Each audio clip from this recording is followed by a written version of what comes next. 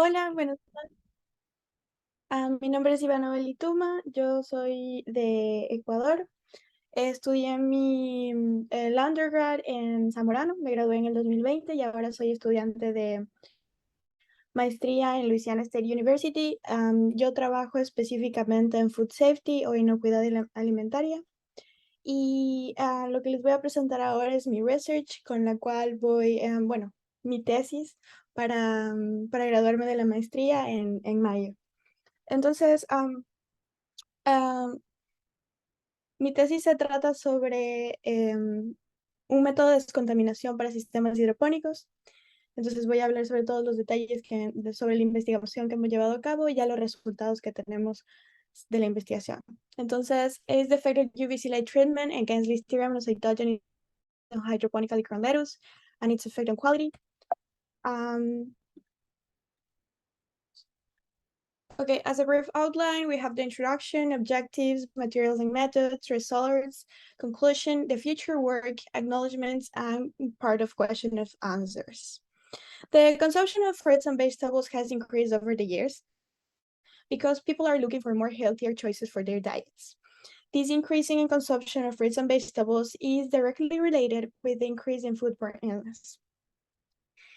Because fruits and vegetables are consumed raw without any killing step before their consumption. When I'm talking about killing step is cooking step before consumption. So one of the major pathogens related with this foodborne illness is Listeria monocytogenes, and is one of the major pathogens related with foodborne illness in the US. One of the produce that is high risk related with Listeria monocytogenes is the leafy greens.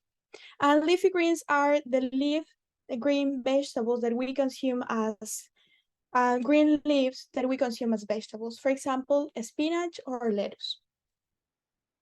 When we talk about hydroponics, U.S. Department of Agriculture defines hydroponics as a technique in which the plants are grown without the soil, using water-based fertilizer solutions. So we are producing plants without any use of soil, and the only nutrient source that the plants have is the fertilizer diluted in the water.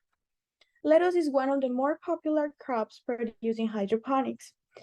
Even though hydroponics has many benefits for the food safety, there are factors that increase concerns of favorable conditions for growth and spread of pathogens to crop producing hydroponic systems.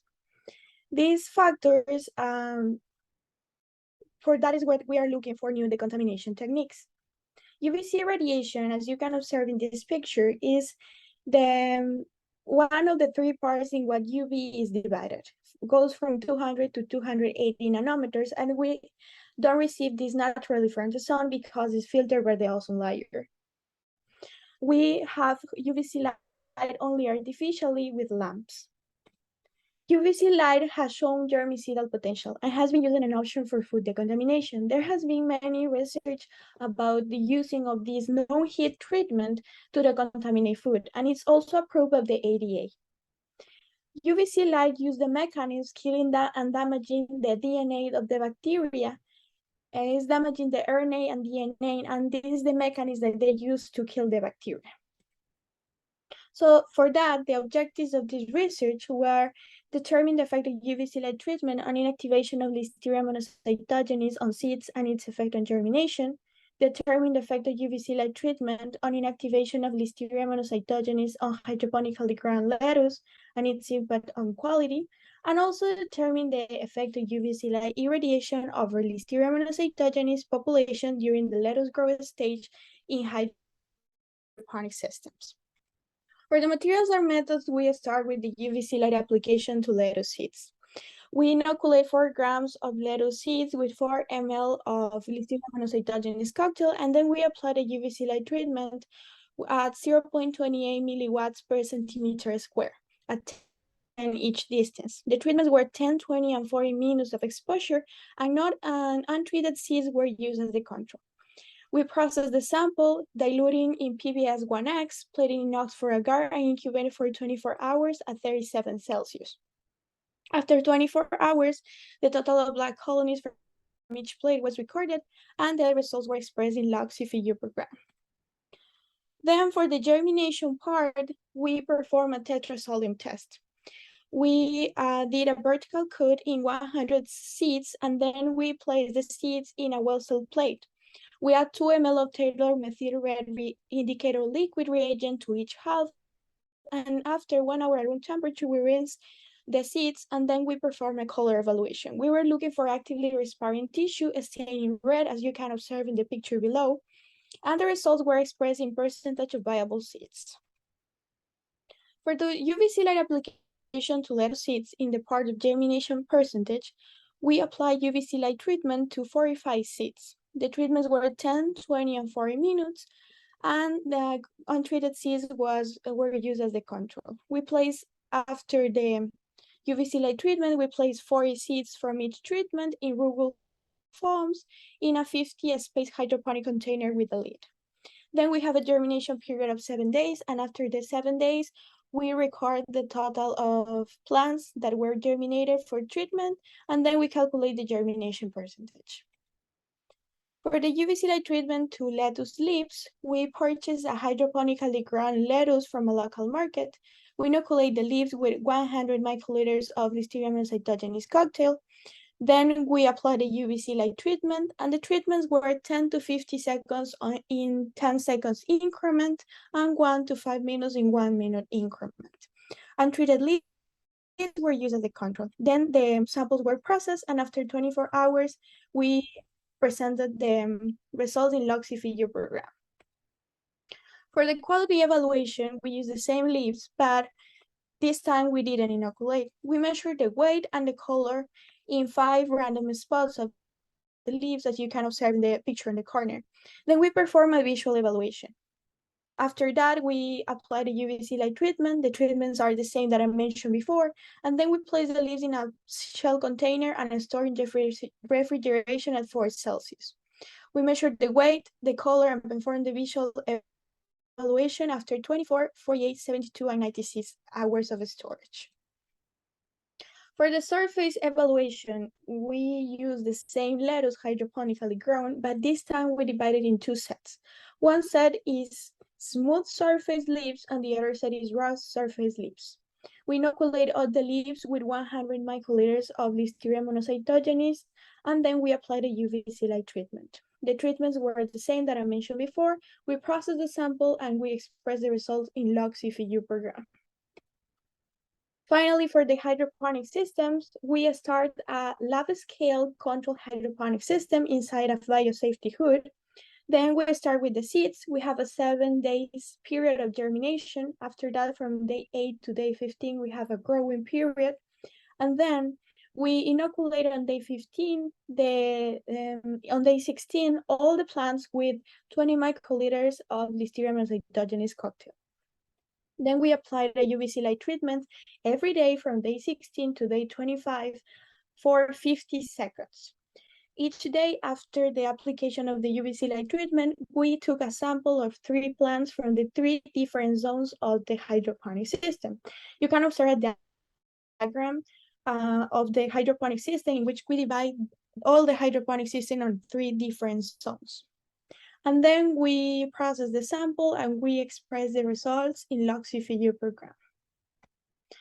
For this part, for the statistical design, we use SAS 9.4 with analysis of variance with significant difference less than 0.05, Tukey test, and Alice means.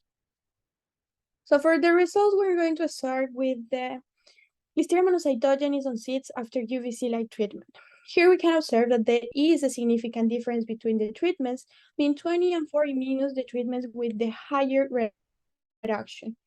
20 minutes is the treatment that presented the higher reduction, 0.94 plus or minus 0.32 log CFU per gram. This is similar that were found in different studies in which they found similar results with 20 minutes treatment, but with different irradiation doses of UVC light. Then we have the lettuce seeds viability percentage after tetrasolium test, in which we have 97% of viable seeds and the bag of seeds that we use for the germination experiment. Here we can observe the lettuce seed germination percentage after UVC light treatment. We don't have significant difference between the treatment. That means that UVC light didn't affect the germination percentage of the seeds. However, there is more germination percentage. We increase the germination percentage with the UVC light exposure for 40 minutes.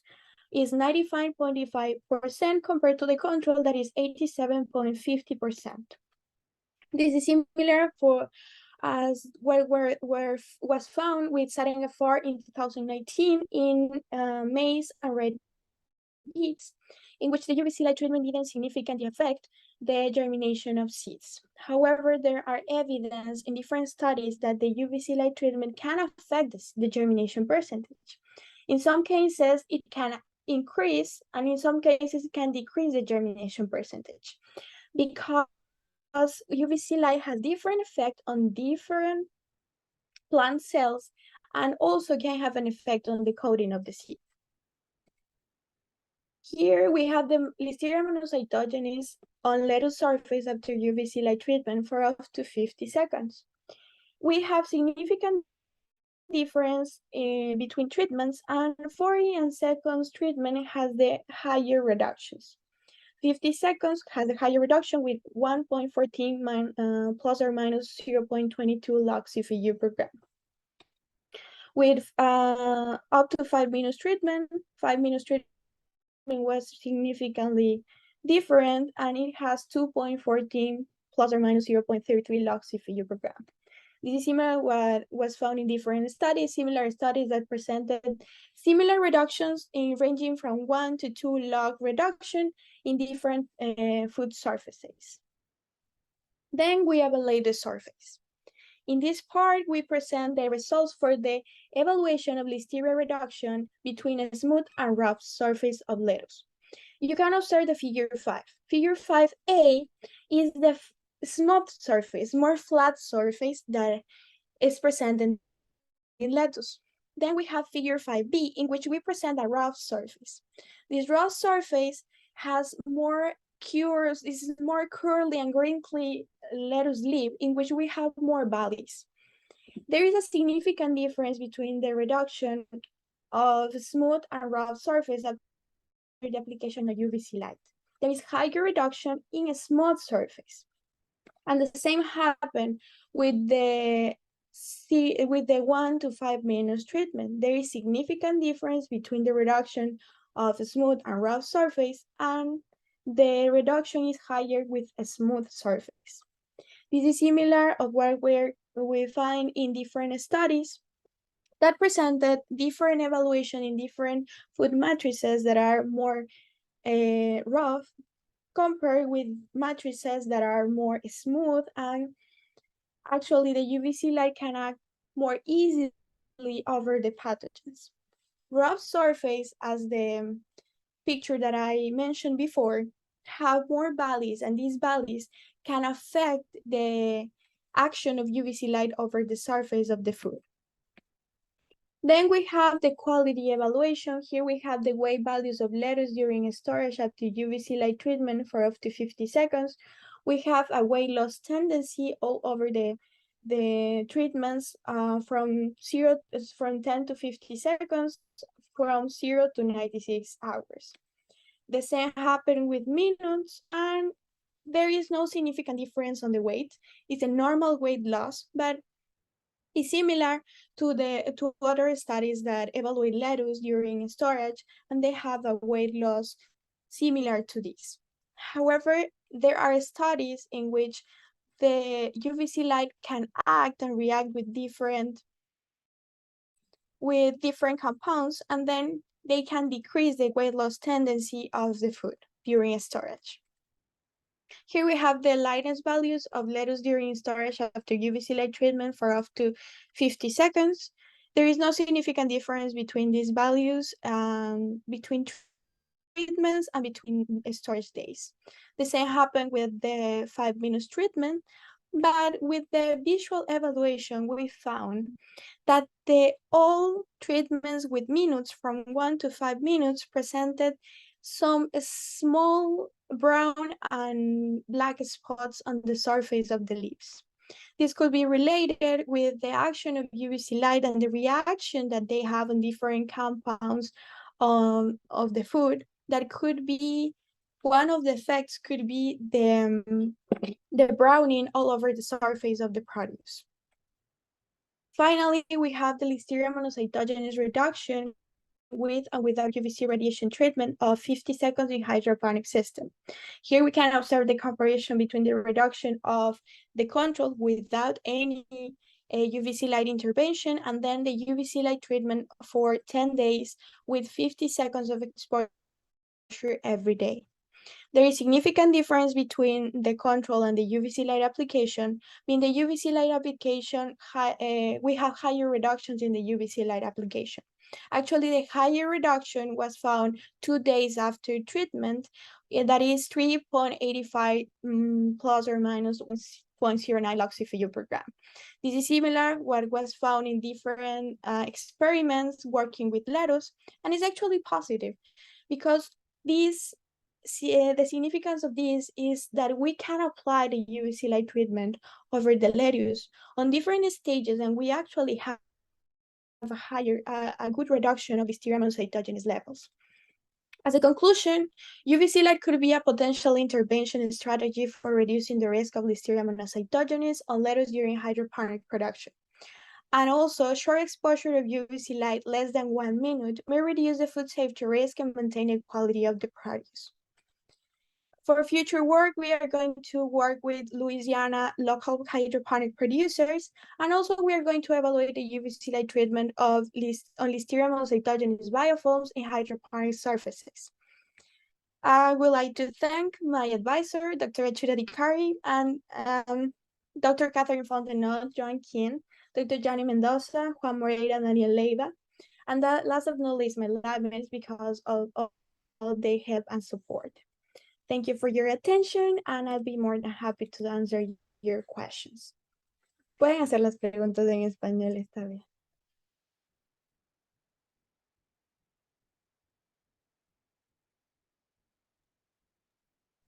Hola Ivanova, tengo una pregunta para ti. Una o dos. Sí, A ver, la reducción que viste en la cantidad de listeria, ¿crees que es suficiente para poder evitar infecciones, intoxicaciones alimentarias? obviamente nosotros trabajamos con cargas microbianas bastante altas de 8 logaritmos. Eso no existe de manera natural en el ambiente, aunque sin embargo no puedo decir que eso va a asegurar que no exista listeria en la superficie. Necesitamos evaluar más allá probablemente la microflora natural de los sistemas hidropónicos, porque incluso no podemos basarnos en los sistemas convencionales de producción porque tienen otro tipo de contaminación. Siendo que son más controlados, debemos de evaluar esa microflora y saber cuál es la carga normal que podría tener una lechuga en un sistema hidropónico. Bueno, supongo que se podría saber tomando unas muestras y eh, sembrando una placa, ¿no? Más o menos podría saber cuánto. Em, ¿Crees que esto también se podría aplicarse a las amebas? Por ejemplo, yo tengo una muy mala experiencia con lechugas. De hecho, ya no como lechuga por culpa de que siempre tienen amebas aquí en Ecuador lo que he comprado. ¿Crees que también podría ser buena técnica para evitar? Bueno, yo me centro en patógenos que causan enfermedades en alimentos, pero se podría evaluar. El uso que se actúa sobre Hombre, diferentes sí, sí, tipos. causan enfermedades, causan diarreas y cosas. Las amebas, Sí, las... claro, hay que evaluarlo, porque Ujú, los valores que yo presento son específicamente para listeria, ujú, no para otro microorganismo. No podría decir que van a tener la misma reducción. Probablemente se vean afectados, pero no de la misma ujú. manera. Y la última pregunta, si solo es, ¿crees que esta radiación puede estar dañando los fotosistemas de los cloroplastos de las plantas mientras están creciendo y que pueda ser la razón por la que se ponen esos puntos marrones, tal vez? Am, Podría ser. Existen diferentes reacciones químicas que existen reaccionando con la luz UVC. Sin embargo, esa es la razón por la que optamos por utilizar el menor tiempo de exposición con la mayor reducción microbiana. Por eso son 50 segundos nada más, porque ahí no vimos reacciones físicas en la planta, pero es importante, se debería analizar y creo que es uno de los objetivos que nosotros tenemos. Bueno, voy a hacer el doctorado y voy a seguir trabajando en esto. Entonces es una de las metas que tengo para eso. Muchas gracias. Gracias, igual. Hola, colega, yo tengo una pregunta logística. Primero que nada, felicidades por el doctorado. Esas son noticias que no sabía, pero de Gracias. corazón me alegro y espero algún día cuando termines tu proceso poder estar aquí contigo en Yachay. Mi pregunta sería, ¿por qué utilizaste SAS como modelo? Es algo logístico, ¿no? Pero ¿por qué utilizaste SAS para estadísticas? Y bueno, realmente aquí es muy raro que se use SAS. Entonces, ¿por qué no utilizaste, por ejemplo, Infostat o algún otro sistema? O bueno, Python le gusta también aquí bastante a la gente en Yache. Sí, porque Mm, SAS es programación, pero es muy poco usado aquí en Ecuador, de hecho.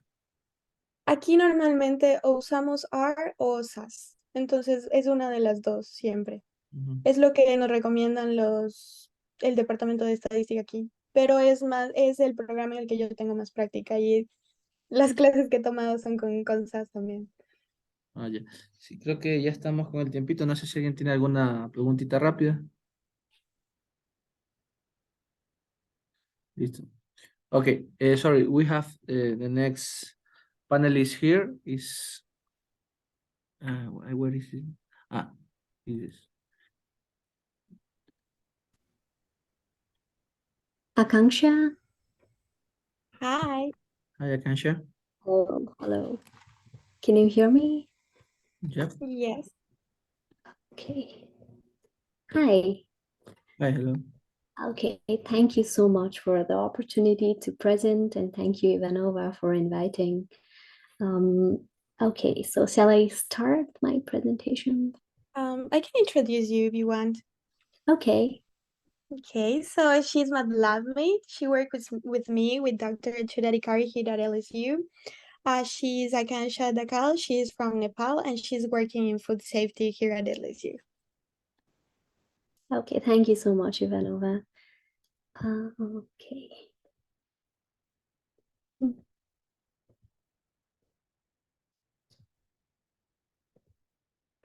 Okay, is my slide visible?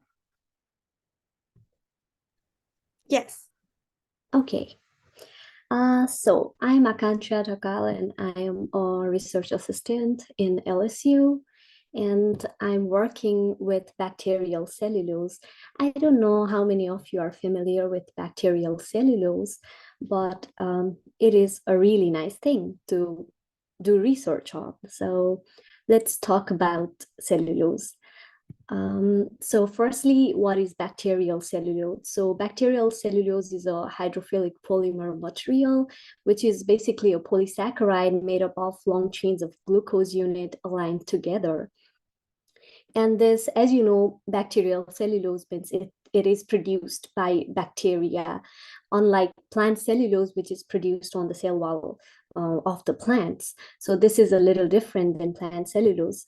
And bacterial cellulose is produced specifically by acetic acid bacteria, which is mostly Acidobacter xylenus. So this strain of bacteria is known to produce a very high amount of cellulose. And since we know that like not every kind of bacteria can produce cellulose, this is a very specific bacteria that is used in industrial scale to produce bacterial cellulose. And while talking about bacterial cellulose, it is produced in air-liquid interface by the bacteria, and it is believed that acetic acid bacteria produce cellulose as a potential self-defense mechanism against the UV rays. So, because of that, the bacteria just makes a thick gelatinous cover on the top surface of the media, and that it requires like certain days to produce that, and it is produced through fermentation. And this bacterial cellulose is considered generally regarded as safe by FDA since 1992, and it has many applications in medical field, food sector, and also cosmetics. Moving on, talking about like properties of bacterial cellulose. Unlike plant cellulose, bacterial cellulose is very pure and it has very high crystallinity with high mechanical strength, and it is because it has a plentiful amount of hydroxyl group. So hydroxyl group and oxygen atoms in their linear chain, and due to which many hydrogen bonds are present in the cellulose, and it makes a very strong bond as compared to plant cellulose. And bacterial cellulose is very much known for high water holding and retention capacity. That is because of the hydrogen bonding, and it has a very high surface area, and that is because of its 3D structure and ability to form long fibrils, which is generally around 20 to 100 nanometers. And that is the reason why it has very high surface area. And bacterial cellulose, like one more interesting thing about this is it is biodegradable, hence it is more sustainable to environment. Okay, moving on. When we talk about production of bacterial cellulose, it is a very costly process because the media that it requires and the amount of time that is required to produce bacterial cellulose is relatively very high. And it takes a lot of time to produce bacterial cellulose because it takes around like 5 to 14 days to produce a very thin layer of bacterial cellulose. And once we dry bacterial cellulose, the weight of it reduces very drastically. So it is, whenever we talk about bacterial cellulose, cost is the major thing that we have to take care about. And in lab scale right now, we produce bacterial cellulose by static or agitated cultivation method. So in static method, it means we prepare a media around 250 ml or 500 ml and inoculate it with the bacterial strain with around 1:10 ratio, and incubate it for 5 to 14 days in a particular temperature in an incubator in a static culture, static cultivation method. So there is a specific standard medium that is called Hesterin-Sackmin media. So that is how we are producing bacterial cellulose in our lab. Moving on, so there are different factors that affect bacterial cellulose production. That is, first thing is temperature and pH. It is very important to maintain the optimal temperature for production of bacterial cellulose. So the optimal temperature is around 28 to 30 degrees Celsius, and the initial pH of the bacterium of the media before inoculating the strain is generally 4 to 7. So it is always best to start with 7, because with fermentation time, the pH decreases and it becomes more acidic. And when the culture media becomes very much acidic, the formation of bacterial cellulose is degraded. So when we start up with around pH of 7, and with time the pH slowly decreases, and after around 2 weeks it reaches around 4, and that is when our fermentation time is almost over and we obtain our cellulose. And second is the culture medium. As I said, like there is a standard media that we can use to produce bacterial cellulose. However, it is very costly because there are many raw material that we have to buy to make this particular media, because it is not available in the market. So it is not like any other media, and it is very costly. However, like there are many research that have been done by using agro-industrial waste product as a culture media. Like for an example, all the waste from the sugarcane factory, or waste from the corn syrup or glycerol. So these kind of waste product from agricultural industry has been researched, and people are using this kind of cultural media to reduce the cost for production of bacterial cellulose, so that we can produce more bacterial cellulose and upscale it and use it in industry. And another factor is the availability of oxygen in the culture medium. So for the bacteria to produce cellulose, they need enough oxygen because it have to follow a certain pathway where it converts the sugar and all the acids and other nutrients present in the culture media to produce more cellulose and to maintain its integrity and to maintain its strength. So when the oxygen availability is very less, bacteria starts to die, and because of that, production of cellulose declines slowly. And when we ferment this, we can note that in the first week of fermentation, there is like a production of more cellulose, like there is more gel formation, more fibers are forming. But after a week time, the fermentation starts to decrease, and that is because the oxygen that is available in the culture media, in the bottle in which we are cultivating bacterial cellulose, it does not have enough oxygen, and bacteria are not getting enough oxygen because they have already produced a gelatinous sheet on the top, and they are not able to receive more oxygen. Hence, the quality of the cellulose decreases because the amount of oxygen needed to make the connection between fibers are not obtained. So these are the most important thing to take care about, like temperature, optimal pH, and oxygen availability. It is very important. Moving on with applications of bacterial cellulose, I am going to emphasize more on food industry.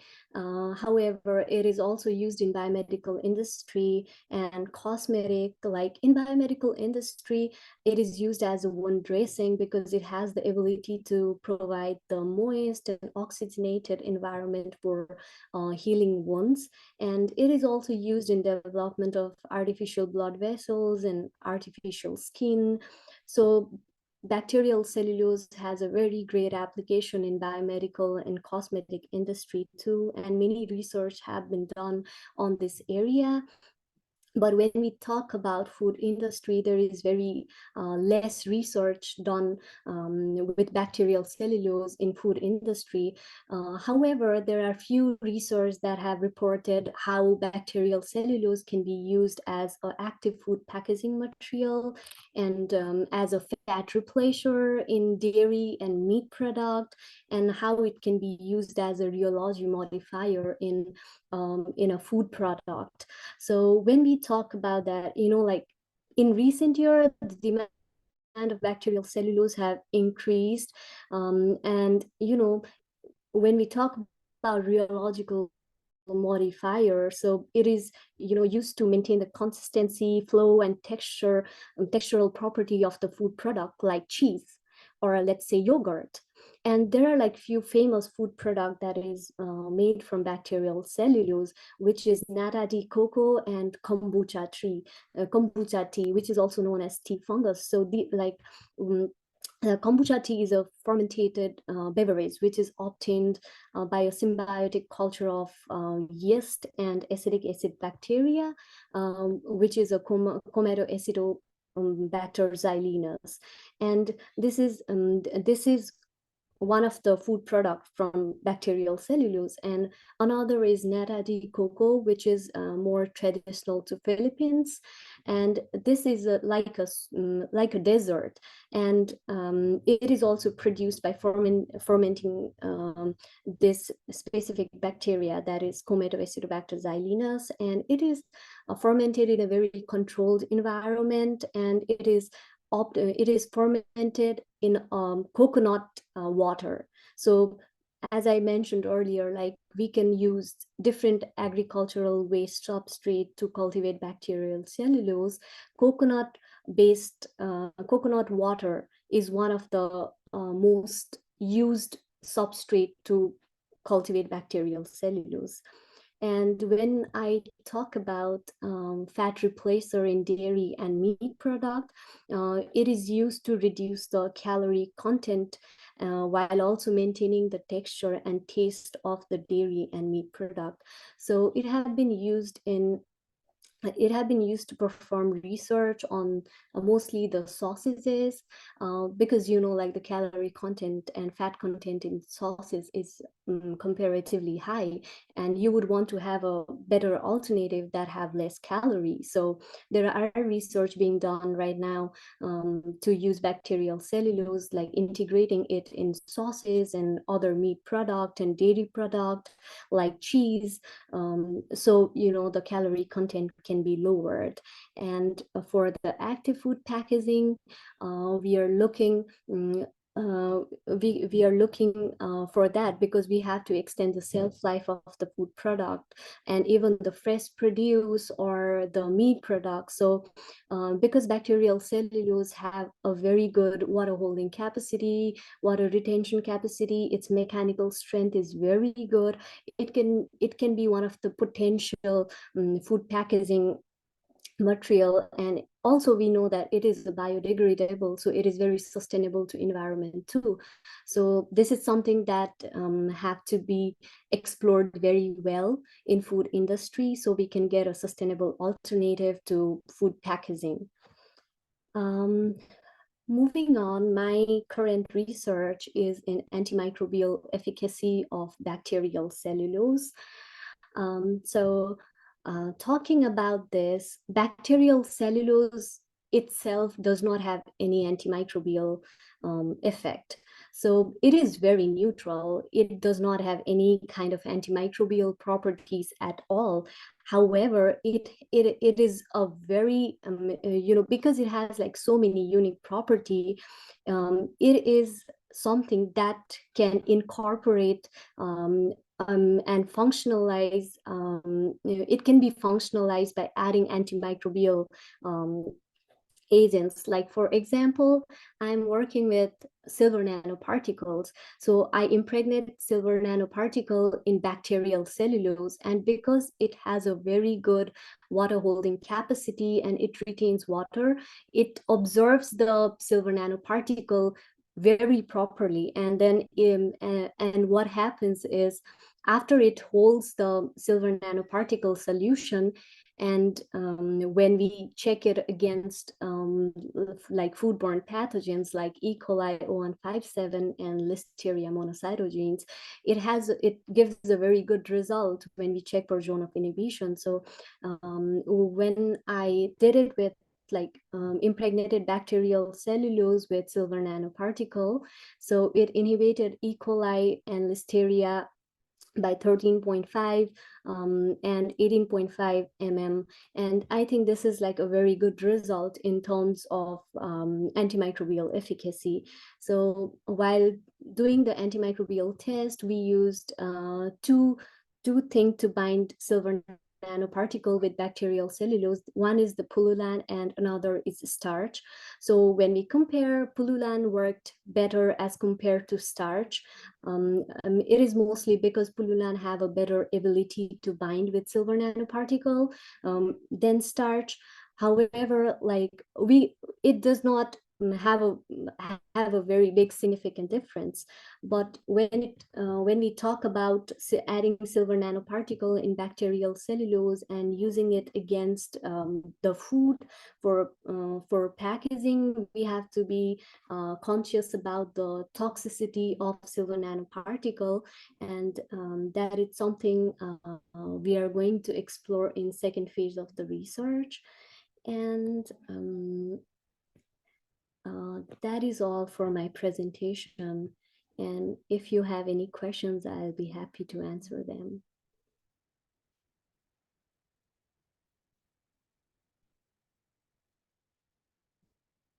Hello, Akansha. Akansha, pardon. Yes. Yeah, I'm sorry for mispronouncing your name. So I have a few questions. One is, Okay. the bacterial cellulose, does it have the same structure as a plant cellulose with the same beta D glucose, beta 1 to 4 linkage? Okay. Okay, it's so bacterial cellulose does not have like a exact same structure as plant cellulose. It has like it has beta 1,4 glycosidic bond, but it is not exactly same as plant cellulose. They are different because bacterial cellulose has more hydroxyl group and oxygen atom connected together as compared to the plant cellulose, because plant cellulose have a very high thickness and low density of hydrogen bonds. I say that because we know that the plant cellulose cannot be metabolized or digested by human enzymes. Yes, you But are right. so it works as a prebiotic in the colon. So does it have the same property, this bacterial cellulose? Okay, it has like few research, right? It has comparatively same properties, but when we talk about bacterial cellulose, it is not in market right now. So people are still doing research on whether it can, like whether it can be digested or not. But most probably, yes, it cannot be digested because it has most of its structural properties are similar to plant cellulose, so it cannot be readily digested. So the biosynthetic pathway in bacteria, is this the same as in the plant, or is an alternative pathway to make cellulose? No, and it's it is almost the same. Yeah, say because Yes. to get by horizontal gene transfer is like too many genes, I guess, to make this. Yes. How did it acquire the bacteria to what was first, the chicken or the egg? It's if Sorry, could you say that again? yeah, I don't know. I mean, just to compare the biosynthetic pathway in bacteria with the one in a plant to make cellulose, how similar they are. That was my question. Okay. As per my knowledge, like they use like bacteria uses glucose and it ferments, so it uses glucose pathway, and like when we talk about that, it is mostly same. It is not very different when we compare with plant cellulose. Like there just like few things that I have noted is the amount of hydroxyl group and the atom oxygen atom present in bacterial cellulose is more, which gives it more strength. And bacterial cellulose is pure as compared to the plant cellulose because it does not have like like stuff like lignin that or like the pectins and hemicellulose that is produced by plants, but bacteria does not have that. And because we are producing bacterial cellulose through fermentation, and it contains like microbial cells and secondary metabolites and other nutrient from the culture media that we are using to produce bacterial cellulose, this can be purified very easily. Yeah, that's But what I yes, thought here in Yachay. I have seen students purifying cellulose from different plants to get yes, different kinds of fiber, different structures. But it seems to me that they consume a lot of reagents like acids, and yes. it looks difficult from Yes, far. purifying plant cellulose is difficult as compared to bacterial cellulose because it has like different like lignin, pectins, like hemicellulose, and it has like so many thing in there that purifying it takes a lot of time, and it is it takes a lot of reagent too. But while we talk about bacterial cellulose, we do two-step purification. And two-step purification is to make sure that we don't have any kind of bacterial contaminant present in them. So when I purify the cellulose that I harvest, I use sodium hydroxide and acetic acid. So for me, it's two-step purification of cellulose. But when you talk about plant cellulose, you have more steps because you have many other contaminants present in them, and it is very hard to get a very pure cellulose from plant. Okay, I have the last question. It's you said that one of the limiting factors in the fermentation is the amount of oxygen, that after a while there is not enough oxygen reaching the Yes, cells.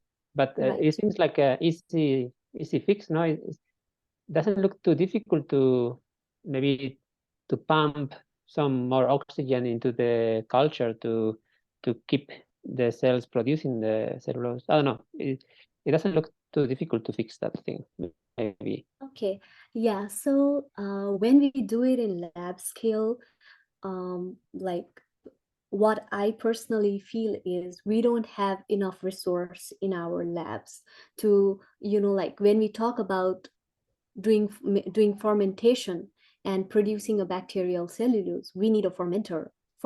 Purchasing a fermenter is costly. It is. So what we do in lab is we produce bacterial cellulose by static method. And by static method means we use a normal incubator that we use to incubate our Petri plates, and then we maintain temperature in that, and then we like we have a big mouth jar where we prepare our culture media and inoculate the bacteria. So whatever we produce is either agitated or static. So when we talk about supplying more oxygen, that has not been very feasible for me. But yes, we can definitely like pump in oxygen and more oxygen to air, and if we can, then we can have like continuous agitation, and yeah, we can always do that, but not very Maybe like flexible. I know. I understand what you say. Is Yeah. I have seen the I have done actually with having both the CO2 and oxygen tanks, and the oxygen tank could be like a small hose and goes through the cap, the lid of the container, and reach the inside of the bottle. The bottle could have like a steering magnet to maybe mix things better. I don't know, but it's what I see is that very still has more possibilities to produce a bit more. Yes, But yes, with that, definitely like we can produce more cellulose. And another thing I have noted is the amount of glucose that we add in our culture media, it is consumed by bacteria. So with time, with fermentation time, the amount of glucose in the culture media is very low because bacteria is consuming that during fermentation, and slowly the production is lowered. Like that is another factor too. So here what I do is after 1 week I generally add more glucose to it, so bacteria can get its food like to feed on, and it can ferment and it can survive. So that is another thing. Interesting. Yeah, we have a fermenter here, but nobody uses it. Maybe just one or two thesis students used it, but no more. A small scale, but it's I know it's costly. Yeah. Thank you very much for your answers and your presentation. Thank you very much. Thank I you have so a much. question too. I don't know if we have time for that. I want to know how much it will cost you produce this quantity of cellulose you are using, because I am thinking about the industrialization and the scaling, and I don't know how much is the cost of producing this kind of cellulose. Okay. When we talk about cost for industrial scale, producing bacterial cellulose will be very costly. That is my understanding, because I do it in a very small scale, in a lab scale. I use our standard media, the HS media, and we need each and every like we have to take 5 different reagents, mix it, prepare a media, and then like inoculate like 1:10 ratio, inoculate the inoculum like in 1:10 ratio, and then I get around not even 1 gram of cellulose from one harvest. Like suppose if I'm using 500 ml of the media to produce bacterial cellulose, where I inoculate maybe like 10 ml of the bacterial strain, I don't even get 1 gram of bacterial cellulose from there. So it is quite expensive. I have not explored how expensive it is in industrial scale, but when we are doing it in a lab scale, I find it expensive because you have to buy many reagents. But maybe if you And it will be another technique because you will not use branch. Yes. You will be continuous or fed branch. Yes. Yeah, I think when you talk about that, like you need to buy a bioreactor first. So bioreactor cost is high, right? And even for industrial scale, you need to have a substrate, a culture media to produce your cellulose. So bioreactor is costly. You need to figure out what substrate you are going to use to produce bacterial cellulose. And we have to find the cheapest alternative. So when we look into like research, people are using sugarcane molasses, they are using glycerol, they are using the whey, like the cheese whey waste from industry, and they are using like the coconut water that that is obtained from a different coconut industry. So there are like many substrate that we can use to reduce the cost for production of bacterial cellulose. But I think the most costly thing would be to initially set up your plant to produce cellulose. Yeah, I understand. And it's a high specialization product. It's not like during rice. This is very high tech product. Okay, that was my question. Thanks for your time, Acacia. I don't know if someone else has another question. Okay. We're waiting for you. Okay. Who is it? Okay. Thanks for your time. We will send you the certificate for your time and for your brilliant explanation, Ivanova too. Thank you both for helping us.